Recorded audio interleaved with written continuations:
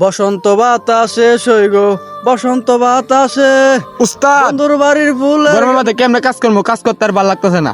কি করবো উস্তাদ? কি করব, গরিবে জন্মেছি, গরিবের দুঃখ কষ্ট কেউ কি আর বুঝে? আর ঘুষখোরা থেকে এসির নিচে আর গরিবদের ইনকাম করতে হয় রোদে পুরে, এটাই গরিবদের জীবন। ঠিক আছে, লন উস্তাদ একটু জিরায় নেই। মালিক এসে পরে গালি দিব। কি মালিকের কাজে এলাম, একটু পানিও পাঠাই না। এই লোকদের মধ্যে অত কষ্ট করে কাজ করতেছি, মালিকের কোনো খোঁজখবর নাই। উস্তাদ আমাদেরও তো একটা জীবন, আসলে আমরা একটু আচ্ছা জিরায় আচ্ছা নিই। ঠিক আছে, একটু কাইটে নেই, তারপরে আমরা দিতেছি। ঠিক আছে আচ্ছা উস্তাদ ঠিক আছে। আচ্ছা তুই যা, আমি মুড়িটা বাইদা তারপরে আসতেছি। যা, ঠিক আছে বস, আমি আসতেছি কি। আচ্ছা উস্তাদ আইসা পড়েন। যা তুই আসতেছি, গরিব আবার কিসের জীবন। ভাই একটা কথা দাঁড়াও, শুনে। আম্মা ফোন দিচ্ছে, একটু কথা বলে নি, একটু দাঁড়াও। হ্যালো, আসসালামু আলাইকুম মা। জি জি মা। হ্যাঁ মা, এই তো বৈশা কাজ করতেছিলাম।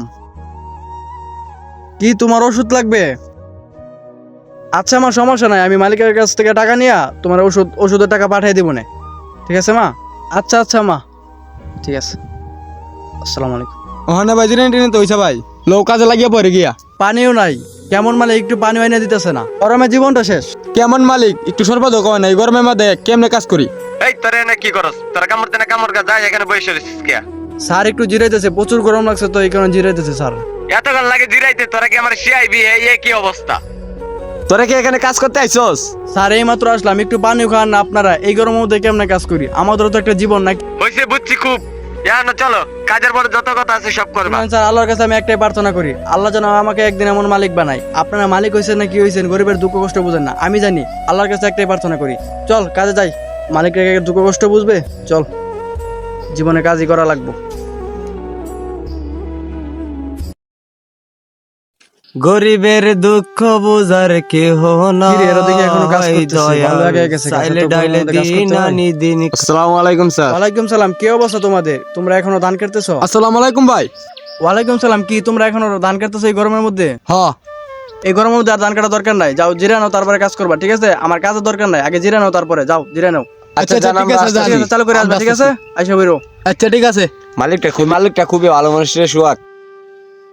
এই তোমরা আইসা বেরো। ঠিক আছে, না রে, এনে মালিকটা খুবই ভালো মানুষ, আমাদেরকে কাজ থেকে পাঠিয়ে দিচ্ছে যে রেস্ট নেবার জন্য। সব মানুষ কিন্তু দুঃখ কষ্ট বুঝে না। এই মালিকটা খুবই ভালো মানুষ। হ এরকম মালিক ঘরে ঘরে দরকার, বুঝছ? প্রচুর গরম লাগতেছে রে। এই মালিককে যত তাড়াতাড়ি ছাড়ছে, অন্য মালিক হলে তত তাড়াতাড়ি চালানো হইলে। তুই ঠিকই বলছস। আরে তোমরা কি করতেছো? আসসালামু আলাইকুম ভাই। ওয়ালাইকুম সালাম, তোমাদের জন্য অপেক্ষা করতেছি কখন থেকে। আচ্ছা নাও, পানিটা খাও। ঠিক আছে, আচ্ছা পানি দেন ভাই, খাও আগে পানি ঢাকাই। ঠান্ডা পানি খাও। এই মালিক খুব ভালো মালিক, অন্য মালিক হইলে আসর সমাচার লইলে। হরে ঠিকই কইছস। হ্যাঁ তারে দাও।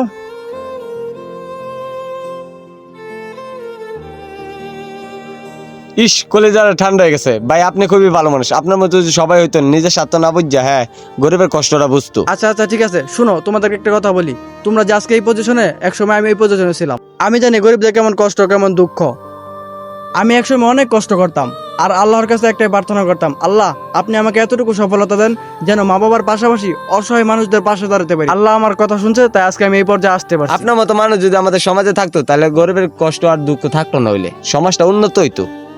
মানুষ কি জানো? মানুষের আসল পরিচয় হচ্ছে মনুষ্যত্ব। যার ভিতরে মনুষ্যত্ব আছে সে হচ্ছে প্রকৃতপক্ষে মানুষ, আর যার ভিতরে মনুষ্যত্ব নাই সে মানুষই হতে পারে না। তোমরা জিরে রেস্ট নিয়ে তারপরে কাজে লাগবা। ঠিক আছে, আমার কোনো তাড়াহুড়া নাই। ঠিক আছে, আমি দুপুরে খাবার পাঠাইতেছি, তোমরা নামাজ পড়ে রেস্ট নিয়ে তারপরে কাজে লাগবা। ঠিক আছে, আচ্ছা, আর ওদের ঠিক আছে মধ্যে ভাই। জিরে জিরে কাজ করবা। আচ্ছা ঠিক আছে। আচ্ছা আচ্ছা ঠিক আছে।